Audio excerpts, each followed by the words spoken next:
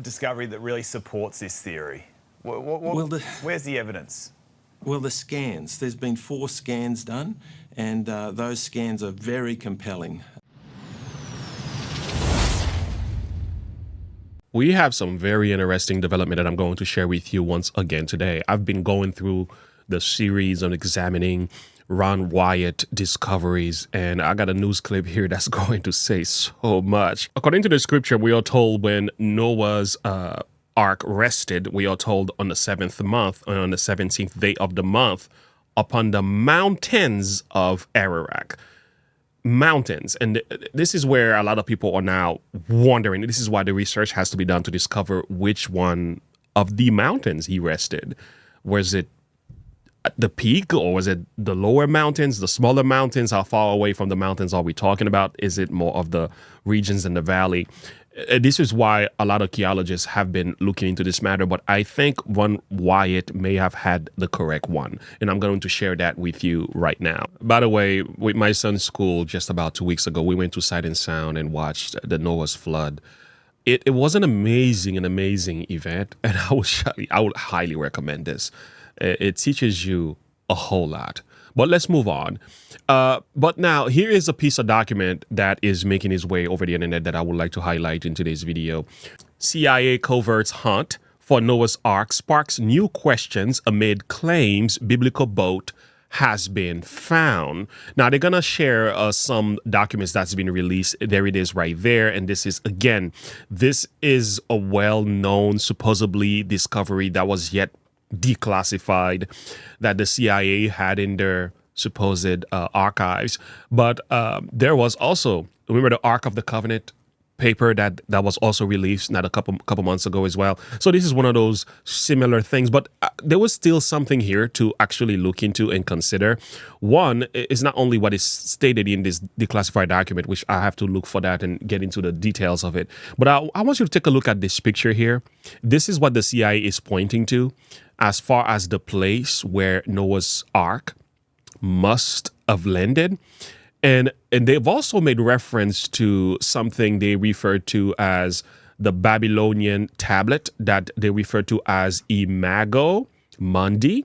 This is the tablet. In this tablet, based on the inscriptions given there, there were directions showing that Noah's Ark had to be landed in this area. So the Babylonian must have had a knowledge of how the ark landed and where it might have landed in the time. So that's a possibility which we don't really know. There's still some discrepancies here to work with, but nevertheless, these questions are being asked. But I want you to take a look at this picture once again.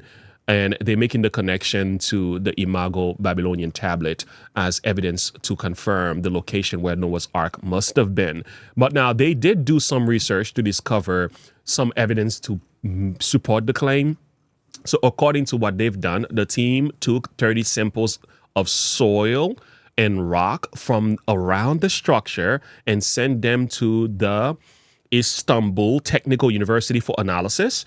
Doing these samples uncovered that they were between 3,500 to 500 years old, falling in line with the biblical account for the great flood of Noah built his ship to survive. Now, I found this to be very, very interesting. So whether or not this discovery is what it claims to be, whether or not this evidence are strong enough to establish a new hypothesis for the location of Noah's Ark on Mt Ararat. But wait a minute, hasn't Ron Wyatt been saying the same thing? Hasn't he been pointing to the same location? And he's been deemed a fool, made fun of, even rejected by his church. But it seems that this is confirming a lot of things. But again, I'm going to share a recent video with you. This was released a month ago. Okay, so we are talking about Aussie's News. Soil Science makes bold claim about Noah's Ark. This is a month old. And guess what they are confirming? The discovery of Ron Wyatt. I found that to be so amazing. And I'm sitting here like, wait a minute, Lord, what are you trying to say to us? But anyway, let's listen to what Ron Wyatt has done in their research. And then I'm going to show you the other news to make a parallel. Take a listen. But a few months ago, these people came to 2020 with some new and intriguing scientific findings. We followed them to the mountains of eastern Turkey. And what you'll see is a bizarre adventure with a host of unlikely characters. Tom Gerald's story takes many twists and turns. Consider, if the biblical story of creation is fact and not fable, then the theory of evolution is all wet. A confirmed discovery would be the greatest archaeological find of all times and provide for religious fundamentalists hard evidence of the Bible's absolute reliability. Thus, Noah's Ark has become the most controversial artifact ever recorded by man. That's the seductive beauty that brings them here, snow-capped Mt Ararat.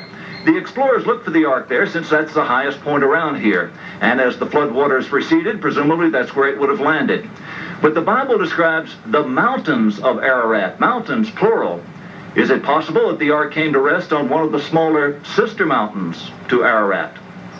Such a theory is abhorrent to the old-time fundamentalist, the true believers who are unbending in their faith, that the Bible was referring only to Ararat as the Ark site. Have you ever seen anything like this? Look at the grain in this thing. It almost looks like wood. But now there are fundamentalists who are contradicting that claim. They are the new believers. Ron Wyatt and Dave Fassel believe they have found the Ark on a slope of what the local people call Doomsday Mountain, some 15 miles south of Mt Ararat. Their Ark fever is fueled by expeditions on foot, deep into the surrounding valleys. Here, following a local Kurdish villager who drew maps on his palms, Wyatt and Fassel have made what they consider exciting and important discoveries. Apparently old Armenian tombstones that commemorate the survival of Noah and his family. Same kind of strange stones. When the early Christians found these things, they carved 8 crosses on there for the 8 survivors. This whole valley was known as the region of 8. Ron, what's the significance of the placement of the crosses in these stones?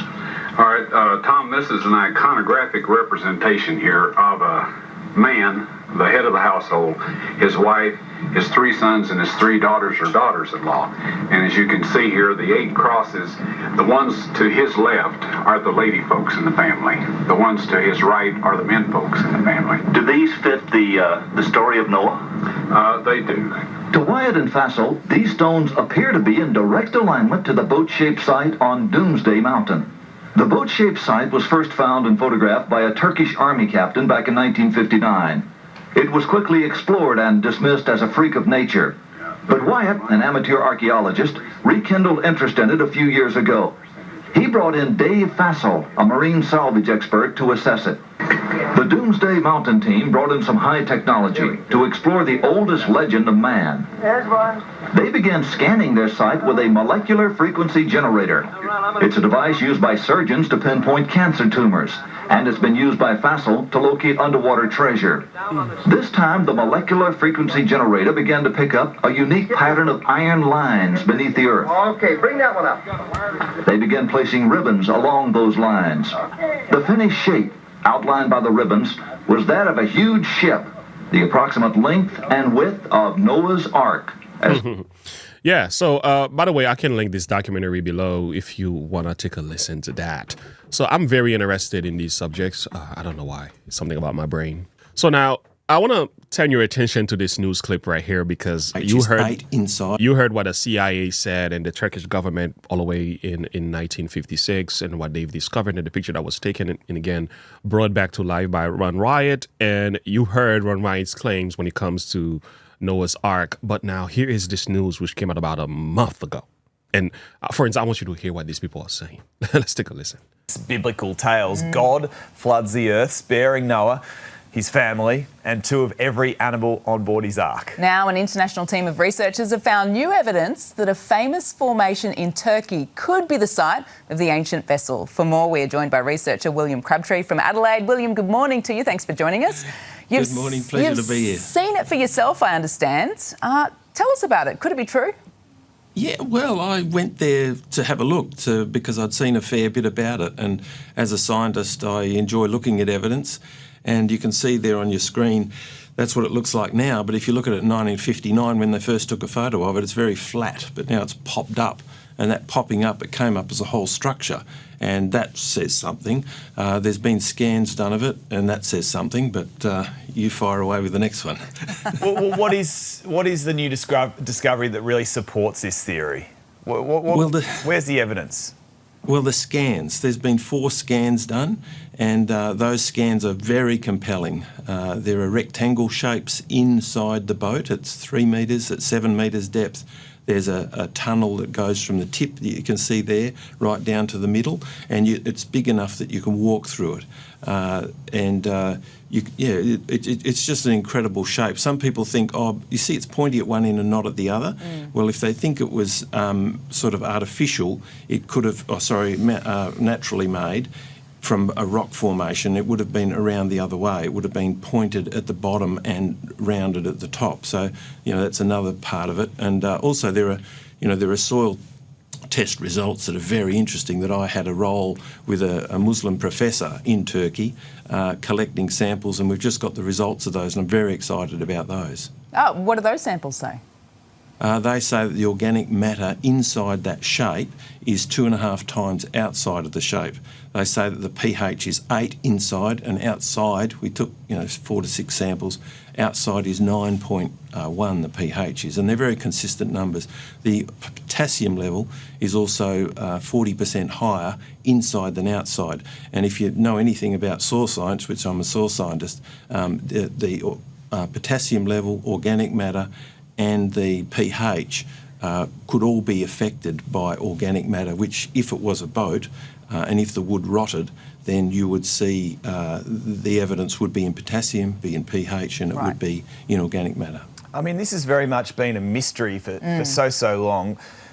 Is that what gives you confidence right now that it will be solved? And do you think this is it? The evidence is very hard to ignore. It's very easy to ignore if you don't believe in the biblical story, if you don't believe in the Bible. But the stories that are linked to it as to where they went, the people that came from there, the groups of people, the First Nations people, they all came from there, if this story is true, which would be shocking because it would put damage to the 60,000 years story. But this would put it at 4,500 years. And all the cities that came from, the peoples that came from there, are all documented in Genesis chapter 10 and 11. And that history has never been disputed. As an agricultural science student from university days, I always remember the Fertile Crescent, which is what we were taught, where civilization came from. And that indeed is where the complex writing is. The cuneiform stuff was written. The Gilgamesh epic was written there. And it all talks about a flood, actually, as well. So really interesting. William, just quickly, what further testing needs to be done? Is there more testing locked in, being done right now?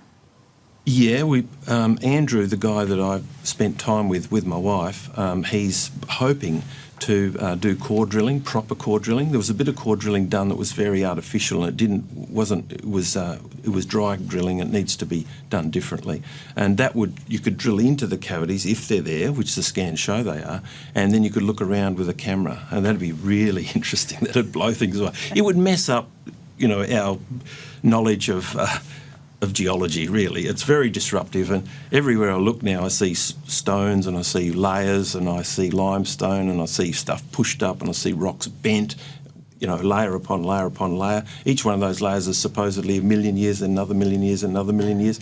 But yet it's not possible if you've got hard rock laying down and then get bent, it'd get broken. So everywhere you look. All good fodder for the skeptics out there, huh? You can see how excited William is as well. William, exactly. Thank you so much for joining us this morning. We really appreciate it. Plenty more still to come right here on... Well, friends, what's your conclusion to the whole matter? When it comes to Ron Wyatt, there's a lot of controversies and likes and dislikes, but I'm looking at some things that are happening in a way that they are being discovered in a time in which we live as we draw near to the end times. I think some of his claims are being confirmed. There's some extreme position to this. I've seen and heard of people who say everything that Ron Wyatt said was 100% correct. I'm not necessarily sure about that, but there are some who say he was a fraud. He was lying about every single thing, right? I will say I'm not with that group either. I think the truth is somewhere in the middle. And as it is said that truth is the daughter of time. And I think in time, we are beginning to discover over and over again that one Wyatt may have been right about many things. I cannot say everything, but it seems to me, based on the discoveries that are being done and some of the things that are being discussed here, on the issue of Noah's Ark alone, that discovery is being confirmed by various sources and documents. And there is a claim to be made here that it is highly possible that Ron Wyatt, the man who is loved by many and hated by some, might have been right the whole time about this one. Share your thought and perspective with me. I want to hear from you. Like and subscribe to the page. Click the bell icon for more. Let's have the conversation below. Do you agree or disagree? Doesn't matter. I welcome your opinion. Until next time, have a good one. Bye.